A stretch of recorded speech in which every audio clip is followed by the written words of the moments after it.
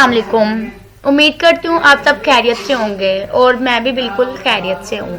तो जैसा कि हम लोगों ने लेवल्स ऑफ ऑर्गेनाइजेशंस का टॉपिक स्टार्ट किया हुआ था और होपफुली से कि प्रीवियस क्लासेस में हमारे सक्सेसफुली बहुत सारे लेवल्स कवर हो चुके थे। हमने एटॉमिक लेवल को डिटेल में स्टडी किया, हमने मॉलिक्यूलर लेवल को डिटेल में स्टडी किया, हमने ऑर्गेनेली लेवल को डिटेल में स्टडी किया और हमने सेल लेवल को डिटेल में स्टडी किया। ठीक है, मतलब उनकी बेसिक्स को हमने डिटेल में देखा। ठीक है, तो फर्दर अब हम लेवल्स ऑफ ऑर्गेनाइजेशंस को ही आगे कंटिन्यू करेंगे आज के लेक्चर्स में, क्योंकि मैंने आपको बताया कि साइंटिस्ट ने अपनी कन्वीनियंस के लिए ऑर्गेनिज्म को लेवल्स ऑफ ऑर्गेनाइजेशंस में ऑर्गेनाइज्ड किया हुआ है। तो ये कोई 2-4 लेवल्स नहीं है, ये मतलब अब डेफिनेटली हमने पूरी नेचर को, पूरे इकोसिस्टम को, पूरी कायनात को, पूरे यूनिवर्स को, उसके लिविंग और नॉन लिविंग दोनों को हमने ऑर्गेनाइज करके कंपैरेटिवली स्टडी करनी थी। ठीक है, लेकिन एटॉमिक लेवल है वो आपको पता है लिविंग्स का भी हो सकता है, नॉन लिविंग्स का भी हो सकता है। ठीक है, क्योंकि नॉन लिविंग थिंग्स भी तो एटम से मिलकर ही बनी है ना।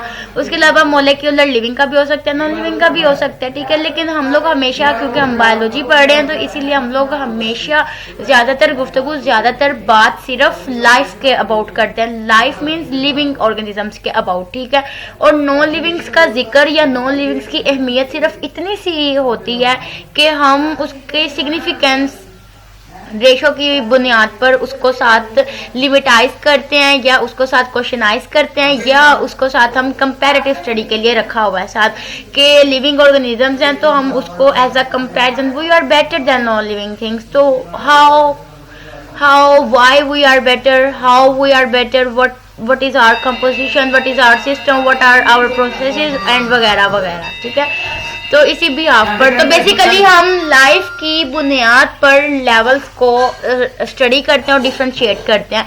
तो हमने लाइफ की बुनियाद पर ही एक लिविंग ऑर्गेनिज्म के एक स्टैंडर्ड लेवल्स को स्टडी करना स्टार्ट किया। ठीक है, हमने इसमें एटॉमिक लेवल देखा तो हम इसको लिविंग के हवाले से ही अंडरस्टूड कर रहे हैं। हमने एटॉमिक लेवल देखा, मोलिकुलर देखा, सेल लेवल देखा, उसके अलावा अब फर्दर हम आज टिश्यू लेवल और ऑर्गन लेवल को डिस्कस करेंगे। ठीक है, तो अब जैसा कि मैंने आपको प्रीवियस क्लास में बताया था कि ऑर्गेनेलीज होती हैं वो डिफरेंट फंक्शंस परफॉर्म करती हैं। ठीक है, और फिर वो सेल के मेकअप में अपना रोल प्ले करती हैं। ठीक है, सेल के स्ट्रक्चर में अपना रोल प्ले करती हैं और सेल मैंने आपको बताया कि फिर फर्दर उनकी डिफ्रेंशिएशन होती है, डिपेंड करता है कि वो किस टाइप का काम परफॉर्म करेंगे। ठीक है, अब डिफरेंट सेल्स जब आपस में मिलते हैं ना, क्लस्टर बनते हैं, तो वो भी एक लेयर की फॉर्म में हमारी बॉडी में प्रेजेंट हो जाते हैं। मतलब कि सेल्स हैं तो वो जो सेल्स की लेयर बनती है ना, सेल्स का जो ग्रुप बनता है, तो एक स्पेसिफिक पार्ट, एक स्पेसिफिक कैटेगरी उस सेल की कि उसने एक स्पेसिफिक फंक्शन परफॉर्म करना है, तो वो जो उसकी कॉलोनी है सेल्स की या वो जो पार्ट है सेल का, वो जो एरिया है सेल का जिन्होंने एक ही जैसा काम करना है, उसे हम नाम दे देते हैं टिश्यू का। ठीक है, a group of similar sales. अब सिमिलर सेल्स, अब ये तो आपको पता है कि हमारी बॉडी के सारे सेल्स ही एक जैसे हैं, तो लेकिन फिर हम ग्रुप में क्यों उसको कर रहे हैं? तो हम ग्रुप में सिर्फ इसीलिए कर रहे हैं क्योंकि सेल्स हैं, हमने अब 100 सेल है तो हमने इकट्ठा कर दिया कि ये मतलब 100 सेल्स हैं, 100 के 100 सेल्स एक जैसे ही हैं। लेकिन अब हम फिर उन्हें डिफरेंशिएट कैसे करेंगे? तो उसमें से हमने सेल को बताया, हमारे बॉडी ने, हमारे ब्रेन ने या हमारे मतलब जो भी बॉडी की कमांडिंग है या जो भी उसमें इंफॉर्मेशन है, जो भी इंस्ट्रक्शन है, उन्होंने उन सेल्स को बताया कि हाँ जी आप 10 सेल्स हैं, आपने नर्व्स का काम करना है, आप 10 सेल्स हैं, आपने इम्यून सिस्टम का काम करना है। तो वो सारे एक जैसे, लेकिन अब फर्क कहाँ पर आ गया? उनके फंक्शन में। तो फिर जिस जगह पर, जिस एरिया में वो सेल्स जिस तरह के सेल्स के साथ पाए जाते हैं, तो वो 10 दोस्त किस तरह के होंगे? वो 10 दोस्त सिर्फ आपके इम्यून सिस्टम के होंगे। इसी तरह 20 सेल्स हैं, उनको हम फॉर एग्जाम्पल कुछ और वर्क दे देते हैं। ठीक है, तो अभी वो 20 सेल्स और वो 10 सेल्स और फिर वो जो थर्ड कैटेगरी 10 सेल्स की बनाई, तो इसका मतलब अब हैं तो सारे सेल्स ही। तो अब आपने इनको डिफरेंशिएट कर लिया, एक तो आपने इन्हें डिफरेंशिएट कर लिया, उनका नाम दे दिया उन्हें स्पेसिफिक वर्क की वजह से। ठीक है, लेकिन इसके अलावा हम और भी किस चीज़ से इनको डिफरेंशिएट कर सकते हैं? टिश्यू से। ठीक है, 10 सेल्स हैं इकट्ठे हुए, तो आप कह लें कि उन्हें एक लेयर ने कवर कर लिया जिसे आप बोलेंगे टिश्यू, और उस टिश्यू के अंदर सिर्फ उसी टाइप के सेल्स होंगे। फॉर एग्जांपल नर्वस टिश्यू, तो नर्वस टिश्यू में फॉर एग्जांपल हमारी बॉडी में millions and trillions of cells हैं, हमारे नर्व टिश्यूज में ट्रिलियंस ऑफ नर्व सेल्स हैं, लेकिन फॉर एग्जांपल हमारे नर्व टिश्यू में 10 सेल्स प्रेजेंट है, तो वो 10 के 10 सारे के सारे नर्व सेल्स होंगे। उन्हें नर्व सेल्स हम इसलिए नहीं कह रहे कि उनके अंदर शायद कुछ ऐसा पड़ा हुआ है, नहीं, उन्हें हम नर्व सेल्स इसलिए कह रहे हैं क्योंकि वो नर्व्स में रोल प्ले कर रहे हैं, वो नर्व मैसेजेस को ट्रांसपोर्ट करने में, कंट्रोल करने में रोल प्ले कर रहे हैं। तो इस वजह से फिर उसका टिश्यू भी क्या होगा, उसके स्पेसिफिक वर्क पे डिपेंड करेगा। और उसका स्पेसिफिक टिश्यू का स्पेसिफिक वर्क किस चीज पे डिपेंड करता है, जिस टाइप के उसमें सेल्स हमने रखे, मतलब जिस टाइप के सेल का काम है। तो जिस तरह के सेल आप जिस टिश्यू में रखोगे उसका वही काम होगा, ठीक है। फॉर एग्जांपल नर्वस टिश्यूज होते हैं, कार्डियक टिश्यूज होते हैं। कार्डियक टिश्यूज नाम से जा रहा है कि जो फिर हार्ट के सेल्स होंगे उसमें, ठीक है, उस टिश्यू में जो सेल्स होंगे वो कौन से होंगे, हार्ट रिलेटेड होंगे, ठीक है। और इट डजंट मीन डैट कि शायद उन सेल्स में कोई खास बात है वो जो हार्ट, नहीं। अगर आप एक सेल को स्टडी करते हो, हमारी बॉडी के ट्रिलियंस ऑफ सेल्स में वही ऑर्गेनेलिस पाई जाती हैं, वही सिस्टम चल रहा है, वही एनर्जी प्रोड्यूस हो रही है, ठीक है। और फर्दर लेकिन अब फर्क कहाँ पे आ गया, अब हमारे देखें बॉडी के डिफरेंट पार्ट्स ऑफ ऑर्गन्स हैं, डिफरेंट पार्ट्स ऑफ बॉडीज हैं, ठीक है। तो उन्हें परफॉर्म करने के लिए सेल्स उनको एनर्जी देते हैं। तो जो सा अब ट्रिलियंस ऑफ सेल्स हैं, उनमें से मैंने सेल्स का क्लस्टर उठा के उन्हें फिक्स कर दिया, जी भाई आपने इधर नर्व के पास रहना है, जी भाई आपने इधर हार्ट के पास रहना है, भाई आपने इधर लीवर के पास रहना है भाई। तो अब वो जिस जिस जगह पर जो सेल मौजूद है फिर उन्होंने उस टाइप का फंक्शन वहाँ पे परफॉर्म करना है, ठीक है। और ये सारे मैसेजेस, ये सारी कोडिंग, ये सारी इंस्ट्रक्शंस अल्लाह ताला ने हमारे सिस्टम के अंदर रख दी हुई है, ठीक है। ये अंडरस्टूड बात है, ये नेचर ने इसको इस तरह से बनाया, हमारे सिस्टम को एक वेल ऑर्गेनाइज्ड फॉर्म में बनाया, और हमने तो सिर्फ इसको स्टडी करना है, ठीक है।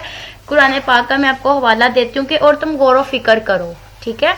तो हमें गौर फिक्र करना है बस, ठीक है। हमने इसमें अमेंडमेंट्स नहीं करनी, हमने इसमें चेंजेस नहीं करनी, ठीक है। हमने सिर्फ रिसर्च करनी है, हमने सिर्फ कुदरत को पढ़ना है कि how wow it's so amazing, ठीक है। हमने ये सारा इसमें करना है, ठीक है।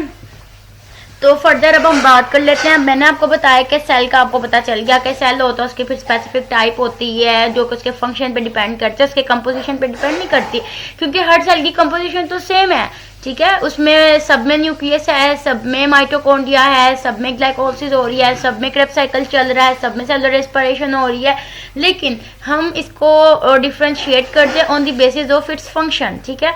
तो जब 10 सेल्स मिल जाएंगे तो similar sales in that way कि उन सब के सबका काम एक है, ठीक है। तो वो हो जाएगा टिश्यू। तो फॉर एग्जांपल नर्वस टिश्यू, ठीक है, तो उसमें इसका मतलब नर्वस टिश्यू में जितने भी सेल्स होंगे वो सारे क्या करेंगे, वो नर्व सेल्स हैं सारे के सारे, ठीक है। और मैंने आपको इसकी एग्जांपल दी कि कुछ स्केलेटल होंगे सेल्स हमारे, ठीक है। स्केलेटल टिश्यूज होते हैं, मस्कुलर टिश्यूज होते हैं, तो इट्स मीन डैट के मस्कुलर टिश्यू में वो सेल्स होंगे जो हमारे मसल मेकअप में अपना रोल प्ले करते हैं, ठीक है।